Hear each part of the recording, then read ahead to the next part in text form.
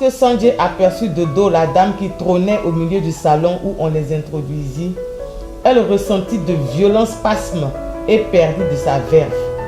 Quand celle-ci se retourna, elle s'évanouit tout bonnement.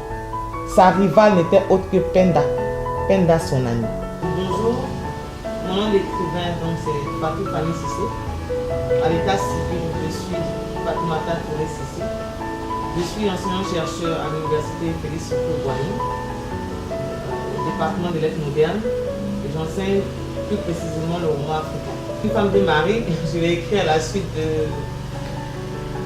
d'une histoire qui s'est passée il y a environ 30 ans. Donc une dame qu'on connaissait à Trècheville et qui avait de la famille en Guinée, une partie de sa famille étant en Guinée, une partie en Sierra Leone. Et la dame, elle entretenait comme toute attente 3 ménages, 3 foyers. Nous, on ne le savait pas. On connaissait son mari ici à Trècheville. Et c'est quand elle est décédée qu'on a appris qu'elle avait 2 autres maris, je ne dis pas amants. Parce que les amants, c'est des gens que vous voyez de façon sporadique. Et puis voilà.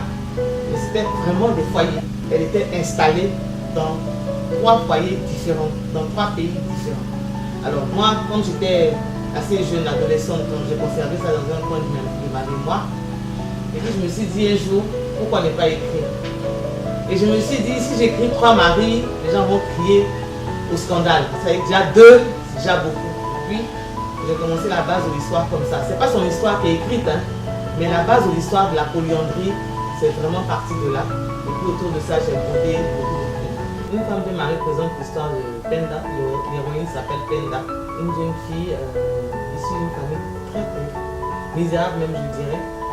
Et donc, son père avait 4 femmes, mais vraiment la polygamie dans la misère. Et puis, elle allait à l'école quand même, mais elle était lavandière avec sa mère. C'est-à-dire, ils allaient laver le linge chez des familles de temps en temps. Et puis, en allant chez des familles riches, laver le linge, elle a vu les maisons, les grandes bâtisses et tout ça, ça lui a donné des goûts de luxe. Et elle s'est dit qu'il fallait sortir de cette misère-là, par n'importe quel moyen. Pour elle, la fin justifiait les moyens. Et donc, Penda va s'essayer à autre chose. Elle a une amie qui était dans la prostitution, qui lui a dit de la rejoindre dans ce qu'elle faisait. Et donc, elle l'a rejoint. Et puis, elle n'a pas pu supporter le milieu de la prostitution. Elle a opté plutôt pour être servante dans une maison de riches, comme on dit.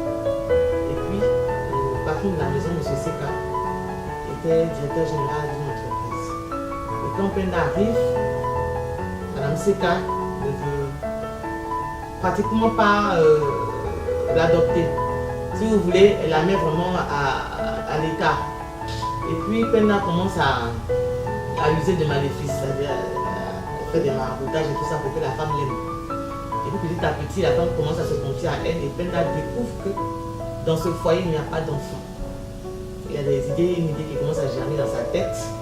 Elle se dit, mais s'il n'y a pas d'enfant dans ce foyer, si je donne un enfant à ce monsieur, je pourrais prendre la place de la dame. Et la dame commence à avoir vraiment confiance en Penda, elle lui confie ses choses les plus intimes. Et puis, en désespoir de cause, parce que la dame elle a fait beaucoup de médicaments, d'ingéna, elle allait à l'hôpital et tout ça, et finalement elle décide de faire une fécondation in vitro. Et pour ça, elle doit se rendre en Europe. En se rendant en Europe, elle confie sa maison à Penda. Elle a introduit le loup dans la bergerie. Donc Penda maintenant va se mettre en œuvre et prendre M. Seka. Jusqu'à ce que Penda mette la dame à la porte de sa propre maison et qu'elle lui dise, désormais dorénavant, c'est moi la maîtresse de maison, je suis mariée à M. Seka, c'est moi Mme Seka, tu n'as jamais voulu t'épouser parce que tu n'as jamais fait d'enfant. C'est ainsi que Penda aura son premier mari. Elle va devenir une grande commerçante, elle va faire le commerce entre le Mali et la Côte d'Ivoire.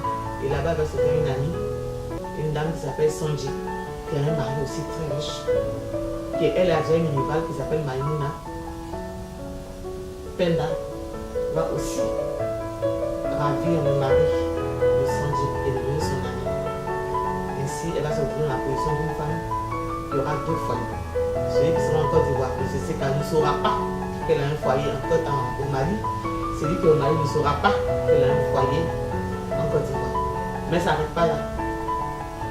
Toujours plus haut, toujours plus loin, c'est la devise de Penda qui va chercher à avoir beaucoup plus d'argent, qui va avoir beaucoup, etc., etc.